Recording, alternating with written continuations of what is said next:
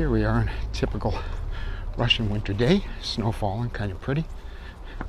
Coming into the Auchan, and you can see that's the Russian in Cyrillic letters. That's how you spell Auchan.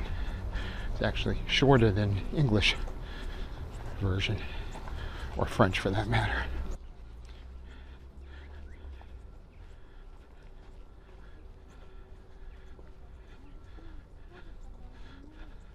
Like the little red robin is their symbol.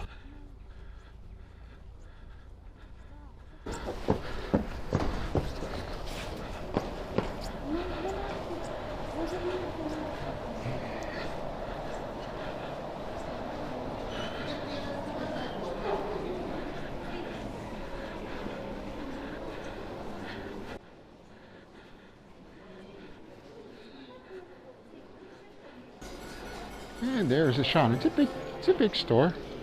You can't really get an idea of scale from this particular angle.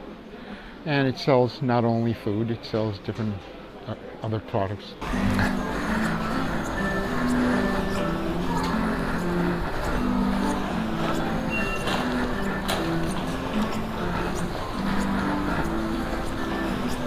It seems that every YouTuber that's a foreigner living in Russia has to do like an obligatory food shopping in Russia video. Well, I guess I'm not exempt from this, so this will be a video today about food shopping in Russia. However, I like to distance myself a little bit from the others because of the fact that I've been here for about 20 years, a little over 20 years already. So I'm hoping I can make mine a little bit more interesting by presenting some facts that maybe the others aren't aware of. And and perhaps it'll only be interesting to me and not to you, but I hope it's interesting to you also. Today we're shopping at Auchan. That's pretty much where we shop every Saturday. 20 years ago, when I first came to Russia, there were some Russian supermarkets, but most of those were very regional in nature or just in one city. People still, for the most part, including myself, including my wife also, did most of their shopping at a Rynek. Now, Rynek is just an outdoor market. And trust me, as a foreigner, you might think that sounds very romantic and cool. It's not. In 2005 or 2006, Auchan, which is actually a French supermarket chain, made the decision to enter the Russian market. Okay, now these many years later, Auchan has about 130 hypermarkets located throughout Russia. There are also Russian companies that have large hypermarkets throughout Russia, one of them being a homegrown Russian company called Magnit. They have many. Their prices are a little bit lower. They're more of a budget place. Not that Auchan is expensive. It's not. I'm happy that Auchan came and gambled on Russia, and I hope that financially the gamble paid off, because it certainly has helped Russian people and my quality of life, for one. Often when I went to Auchan and took some of these videos, because I didn't do it all at one time. I've done it over several times going in there, just kind of accumulating it. But when I'm in the store, I usually like to film using my small sports camera, similar to a GoPro. I guess that's because I don't want to draw a lot of attention to myself with some big camera. Besides, if I had a big camera and I was making a display of myself, my wife would always keep her distance from me. She already does this half the time when I'm using the GoPro. Anyhow, the problem, for some reason, I mess up between record and pause. So it's not unusual that my camera is paused as I'm in the process of narrating something I think I'm filming and find interesting. Then I get a 2-minute clip of my feet as I'm walking and pushing the cart. That's what happened when I was filming all the Christmas displays at the front of the store. These are usually up from late November until just after New Year's, so you'll just have to use your imagination and fill in the blanks with the little bit that I do show. Okay, here we are in like the candy section. And here's something that's really funny to me, and to most people here, something that's very funny about the United States. These are called Kinder Surprise, and they are illegal to have in America. Big chocolate eggs that come with little toys inside, and it's that little toy that makes it illegal in America because some kid might choke on it, choking hazard. Lots of different types of candies here. Some pretty good ones. Like in the States, it's a common gift to get somebody or get somebody at work, who knows. More Kinder Surprise things.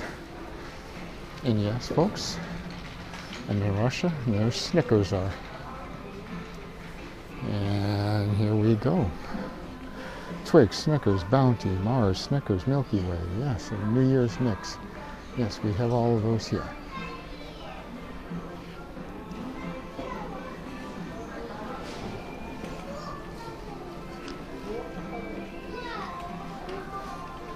And different just packages you buy, mixed candies for kids around Christmas time. Very often companies give them to their employees that have children. More Kinder Surprise things. Nesquik something. I don't know what. Just lots of different candies.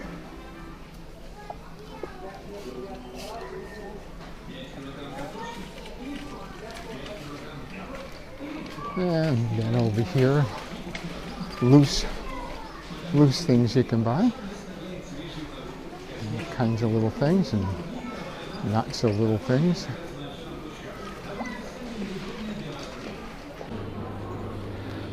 Now this is ribeye steak.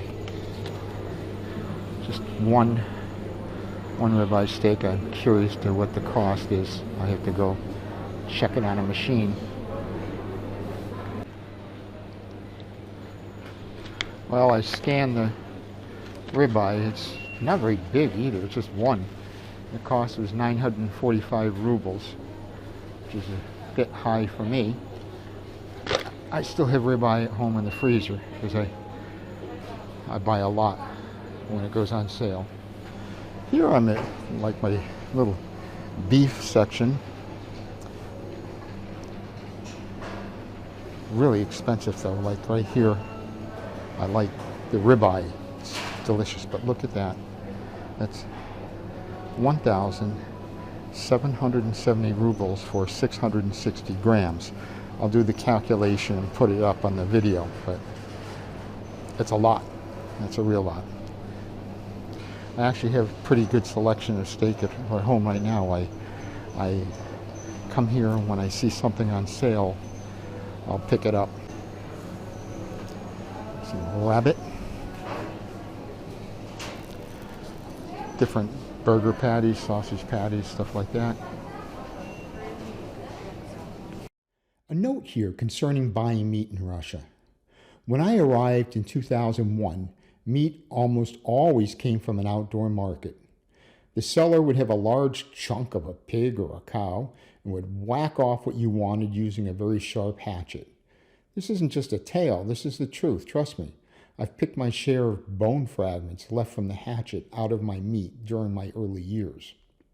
If you bought beef, it was usually some old milk cow that finally dropped dead and was then hacked up with a hatchet. I missed American beef so badly during my early years here.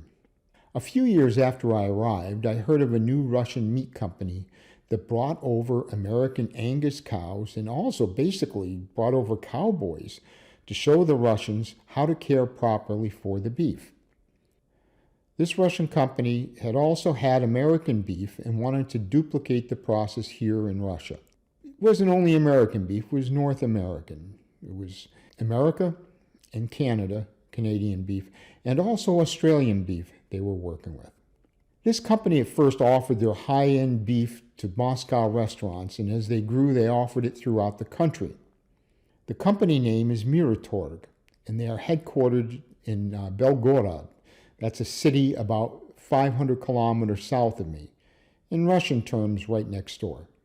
They now employ 30,000 people and are the largest producer of pork and beef in Russia.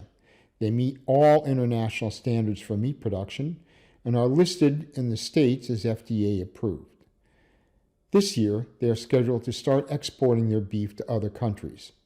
I buy their meat all the time and always have some nice ribeye steaks waiting for me in the freezer. I think it's a great company, homegrown, but with great management techniques and partnerships. I love success stories concerning Russian companies. I want to see them all succeed.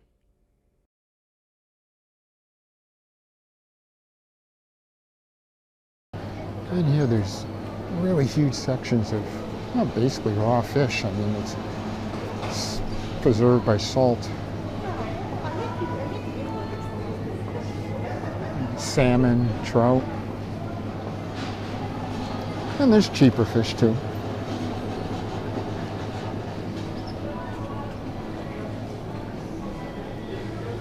Pretty big chunks.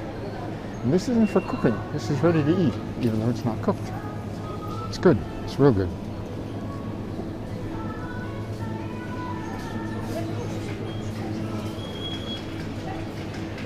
My wife is a good comparative shopper.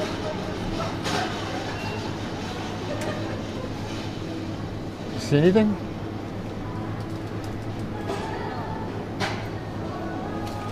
What? Is it for the holidays? We'll just grab it. Well, I guess what started out as a, hey, food shopping in Russia video kind of morphed into a video speaking about some success stories of Russian companies, that are in the food industry. That's okay. That's the way I'll leave it. I've seen a great deal of positive changes in Russia since I first arrived. I'm really happy when I hear of or see or read about a company that has taken a risk or taken a gamble in Russia and it's paid off, and I'm happy that they've done that. I've personally benefited from that, and I believe Russian people have also benefited from that. Thankful that Auchan, French company, took that risk in Russia. I think it's hopefully panned out well for them. It's panned out well for Russians. The startup company Muratorg, which wasn't even a company when I first arrived here, has brought to me the ability to eat great beef whenever I want.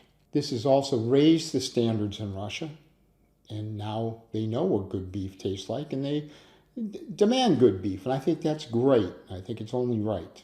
Thank you, Muratorg, and I wish you continuing success. These are just a few examples of Russian success stories in the food industry.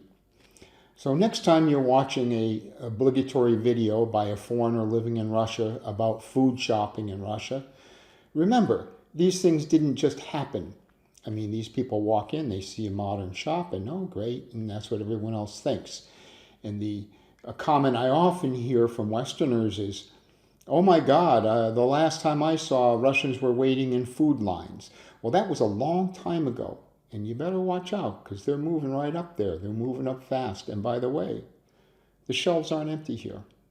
Well, now I still have a ton of unused shopping video. Maybe some other time I'll use it on a different obligatory video. But for now, thank you very much. Please subscribe to my channel. This way, when a new video is released, you'll be notified. Well, not only subscribe and hit the bell next to it. When a new video is released, you'll be notified of it right away. Hit the like button. Helps me out. And leave a comment. I like comments because it lets me know that people are actually watching what I'm spending my time producing. Anyhow, goodbye. Пока.